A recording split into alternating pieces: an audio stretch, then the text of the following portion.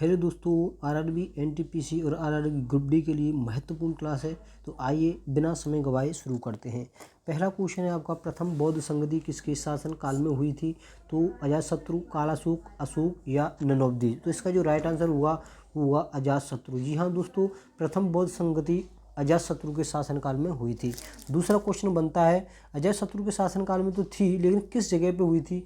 तो स्थान यहाँ पे में राजगृह। कहाँ हुई थी? राजगृह में हुई थी। ये भी बहुत इंपॉर्टेंट क्वेश्चन है। और किस समय हुई थी? 483 ईसा पूर्व में हुई थी। तीन क्वेश्चन बनते हैं, प्रथम बौद्ध संगति किसके शासनकाल में? अजातशत्रु के शासनकाल में। किसके शासनकाल के बाद दूसरा बनेगा, किस स्थान पे हुई थी? तो राजगृह में हुई थी। किस समय हुई थी? तो 483 ईसा पूर्व में हुई थी। अगर मैं बात करूं कालाशोक की, यहाँ पे द्वितीय बौद्ध संगति हुई थी। कालाशोक के समय में द्वितीय बौद्ध संगति हुई थी। किस जगह पे हुई थी? तो ये वैशाली हुई थी। किस जगह थे? वैशाली। यहाँ पे द्वितीय बौद्ध संगति हुई थी। द्वितीय बौद्ध संगति कहाँ पे? वैशाली। वैशाली में हुई थी। और तीसरा जो क्वेश्चन किस ईसा पूर्व में हुई थी? तो ये हुई 383 ईसा पूर्व में। कब हुई थी? 383 ईसा पूर्व में हुई थी द्वितीय बौद्ध संगति। बात करूँ मैं अशोक की, यहाँ पे चतुर्थ बौद्ध संगति हुई थी। चतुर्थ बौद्ध संगति, जी हाँ दोस्तों, किस ईसा पूर्व में और कहाँ हुई थी? तो जो अशोक है, इनके समय पे पाटलिपुत्र में, जी हाँ दोस्तों, पाटलिपुत्र में हुई थी। पाटलिपुत्र में हुई थी। कहाँ पे हुई थी? पाटलिपुत्र में। और कौन से समय पे हुई थी? तो ये हुई थी 98 ईसा पूर्व में।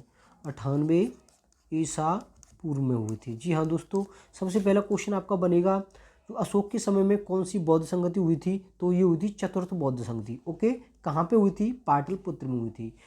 ठीक है, कौन से ईसा पूर्व में? 98 ईसा पूर्व में। तो दोस्तों ये तीन क्वेश्चन थे, इन तीन में से एक क्वेश्चन आपको जरूर आएगा। मैंने आपको बारी बारी से बताया है कि एक एक डिटेल दिया है पूरे क्वेश्चंस का। चलते हैं नेक्स्ट क्वेश्चन की तरफ।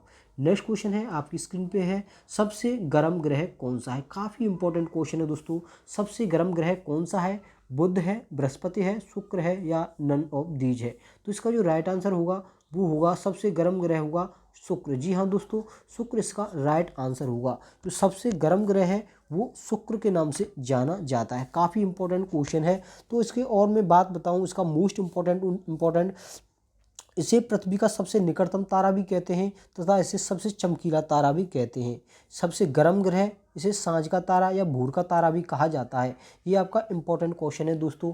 इसे सांझ का तारा, ये क्वेश्चन आ गया है, सांझ का तारा भी कहते हैं। सांझ का तारा या भूर का तारा भी कहते हैं। क्या कहते हैं? भूर का तारा भी कहते हैं।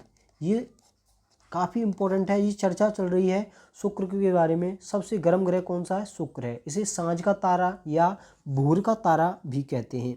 और दूसरे नंबर पे जो क्वेश्चन पूछा जाएगा, सबसे चमकीला ग्रह, तो ये सबसे चमकीला ग्रह में भी आता है। ये सबसे चमकीला ग्रह कौन सा है? तो वो भी यहाँ पे हमारा शुक्र होगा। सबसे चमकीला ग्रह यही है। सबसे चमकीला ग्रह भी शुक्र होता है। सबसे चमकीला ग्रह कौन सा दे रखा? आंसर आएगा शुक्र ग्रह। तो ये मोस्ट इंपॉर्टेंट क्वेश्चन था दोस्तों। बुध, यहाँ पे सबसे गर्म ग्रह के बारे में बात हुई थी। राइट आंसर होगा शुक्र। और शुक्र को सांझ का तारा या भूर का तारा भी कहते हैं। ये सबसे चमकीला ग्रह भी इसे ही कहते हैं। अगर मैं बात करूँ बुध की, तो ये सूर्य का सबसे नज़दीकी ग्रह है। ये क्या है? सूर्य का सबसे नज़दीकी ग्रह है। सबसे नज़दीकी, सबसे पास में है, सबसे नज़दीकी ग्रह है। ये सूर्य का सबसे नज़दीकी ग्रह है। बहुत इंपॉर्टेंट क्वेश्चन है।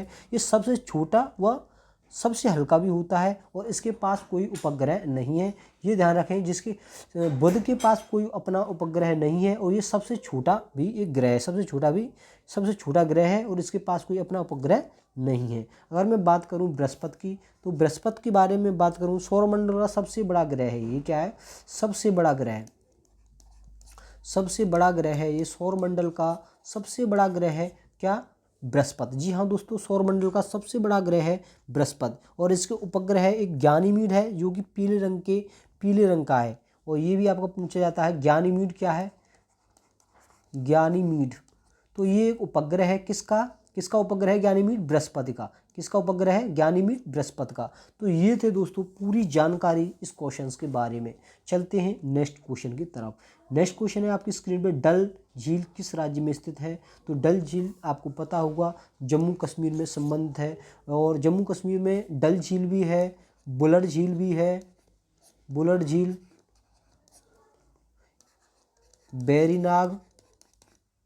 बैरीनाग झील, एक है मानस झील। तो इसमें जम्मू कश्मीर में डल झील भी है, बुलर झील भी है, बैरीनाग झील भी है और मानस झील भी है। ये मोस्ट इम्पॉर्टेंट थे, तो मैंने सभी जितनी भी जम्मू कश्मीर की जो झीलें हैं, बुलर, बैरीनाग, मानस और डल, ये सभी इम्पोर्टेंट थी, तो मैंने आपको यहाँ पे डिस्कस किया। चलते हैं नेक्स्ट क्वेश्चन की तरफ।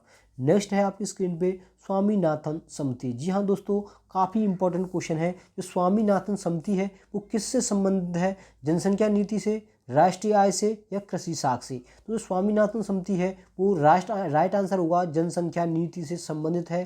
किससे संबंधित है? जनसंख्या नीति से। और मैं बात करूं राष्ट्रीय आय की, तो राष्ट्रीय आय किससे संबंधित है? ये है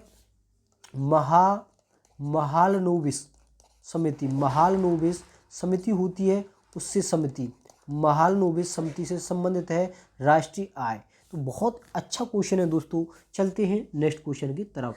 नेक्स्ट क्वेश्चन है आपकी स्क्रीन पे, धन विधेयक किस अनुच्छेद से संबंधित है? तो जो धन विधेयक है वो किस आर्टिकल से संबंधित है? आपका आर्टिकल यहाँ पे पहला दिया हुआ है 110, दूसरा है 108 और तीसरा है 78। तो इसका जो राइट आंसर होगा वो होगा अनुच्छेद 110, इसका राइट आंसर होगा। मोस्ट इंपॉर्टेंट क्वेश्चन है दोस्तों। अगर मैं बात करूं अनुच्छेद 108 की, तो यहाँ पे क्या होगा इसे आप मुझे कमेंट में ज़रूर बताएं, आर्टिकल 108 में क्या आपका वर्णित किया गया है। दोस्तों हमारी वीडियो कैसी लगी? यदि हमारी वीडियो अच्छी लगे तो प्लीज़ लाइक, कमेंट और सब्सक्राइब करना न भूलें। धन्यवाद।